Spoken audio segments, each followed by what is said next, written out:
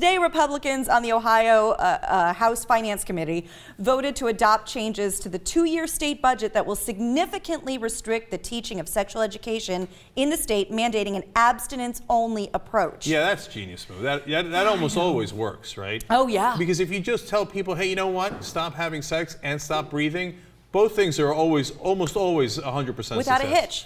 Right. Yeah, according to a description provided by the committee chairman, the measure would prohibit the teaching of sexual education coursework that endorses non-abstinence as an acceptable behavior or promotes sexual gateway activity. Would you like to know how sexual gateway activity is defined?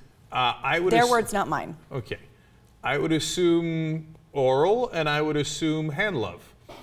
So much more. Oh, there's more. It's the marijuana of sex. It's the gateway to all the other terrible things. So what, is hand love above marijuana? So that's like cocaine or something? Well, it depends who you ask. Okay, all right. They say sexual contact means any touching of an erogenous zone of another person, including, without limitation, the thigh, genitals, buttock, just one, pubic region, or if the person is a female, a breast, for the purpose of sexually arousing or gratifying another person. Well, I'm relieved. It turns out you can touch my chest. Okay. All you want. Okay, right. Yeah. So can you imagine? They're going to teach these kids. Now, if you are touching anyone's buttock, or their thigh, or their breast region, if they are female, that is a gateway drug to sex. Well, I mean, look, partially they're correct, right? Like, I mean, you start by mutual da-da-da. Sure, next thing you if know, you're a nice guy. Yeah, and if you're lucky, you wind up getting laid. Sure. Yeah, but most of us view that as not such a bad thing. Look, I know it's for kids in high school, and so they think, just lock it down. Lock it down. Don't even go to their thigh. Don't you even think about their pubic region.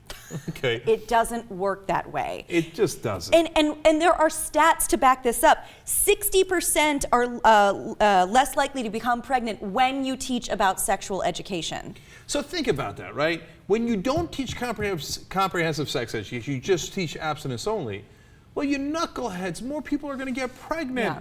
And then, I got news for you, they're going to have more abortions. Like, I thought you were against abortions, but they're not. They're just against sex. Yeah. Right? And it's mainly, and I didn't used to believe this, but I've seen so much evidence and the talk of the Republicans about the legitimate rape and the vaginas and referring to women as such, etc. All this stuff, and I'm beginning to think, no, they just want to control women's bodies. They're used to having property, right? Yeah. And it's an old school way of thinking. Read a great article about this in the context of slavery. And they said, for the old Southern mentality, which unfortunately has not gone away entirely, and it's not just in the South these days, right?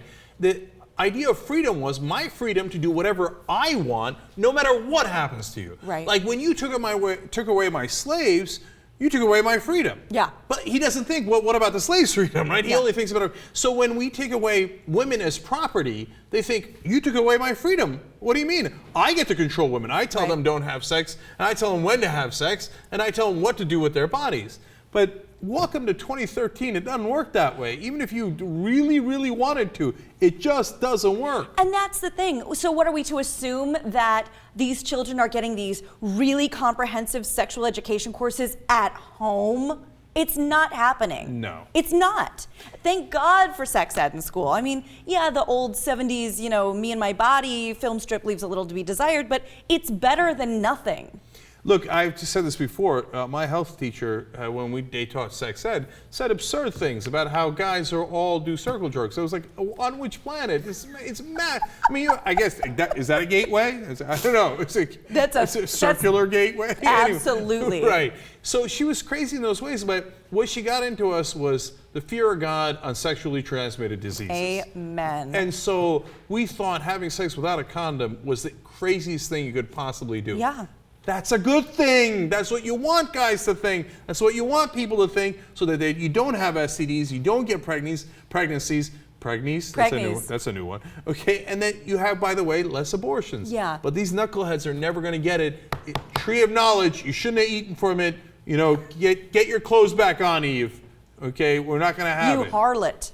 And then you have shows, like Teen Mom and Teen Mom 2, and you see how these girls' lives, I mean, yeah, great, they're on TV, but they've kind of been destroyed in some ways, and that's sort of being glorified. So there's mixed messages ahoy everywhere, and the place where they should be getting the education is the only place they're not getting the education.